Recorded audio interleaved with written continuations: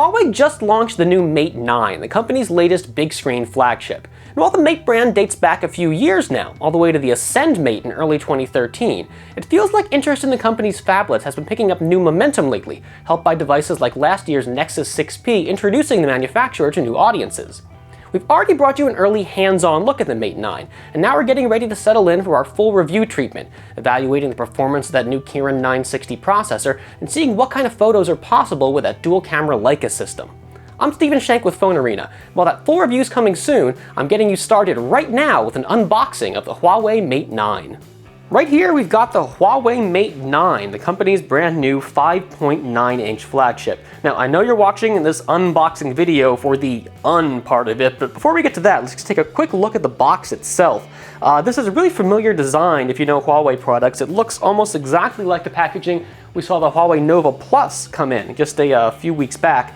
But the Mate 9's box is a little fancier all over. The texture is a lot more pronounced. It feels almost like fabric.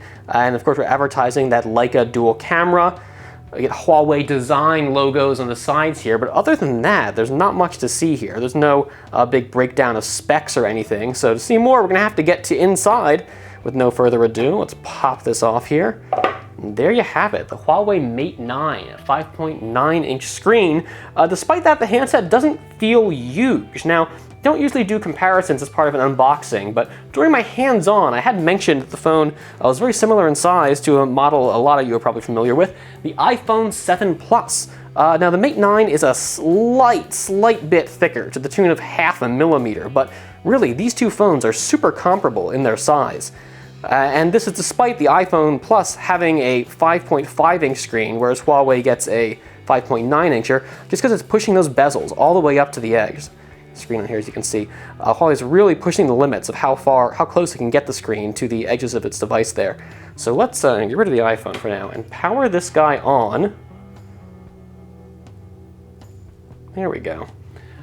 And while it's booting up, we'll take a quick look at the rest of the packaging here. And this box layout is reminding me a lot of the Nova Plus, to little surprise. Okay, here we've got our SIM tool. And probably some documentation in here. Oh, cool, a nice little, it's a simple case, but if you want to keep the back of the phone looking nice, nice little plastic protector.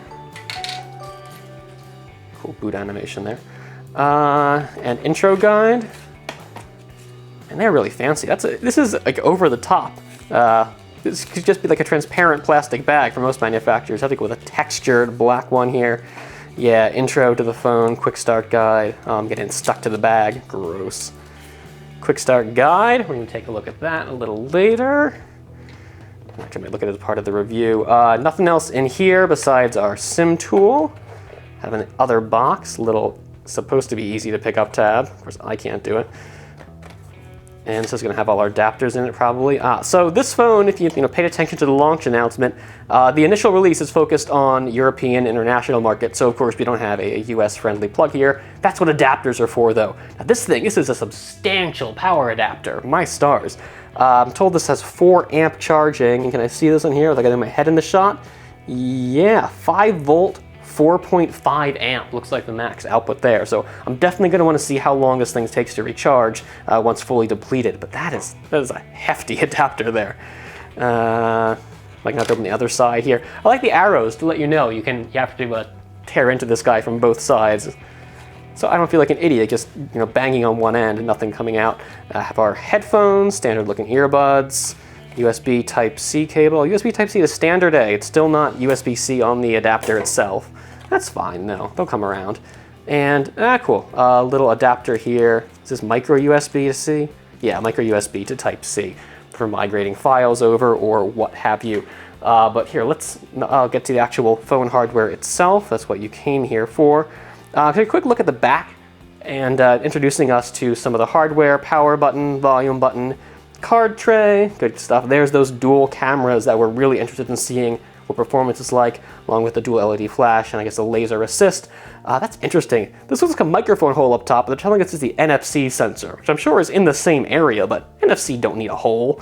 as well as you have the dual SIM explanation here. I can take 2 SIM cards, or 1 SIM and 1 micro SD if you want to add onto that storage. There is 64 gigabytes base storage here, so you may not even need to expand that, but if you want to, you can. Let's get this guy off and start getting into the hardware here, or software. Yeah, I know there's no SIM card in there. Maybe I'll take care of that later. All right, let's get Wi-Fi set up. Okay, moving forward in the setup process here, we're being asked to set up our fingerprint. Let's go ahead and get one in there.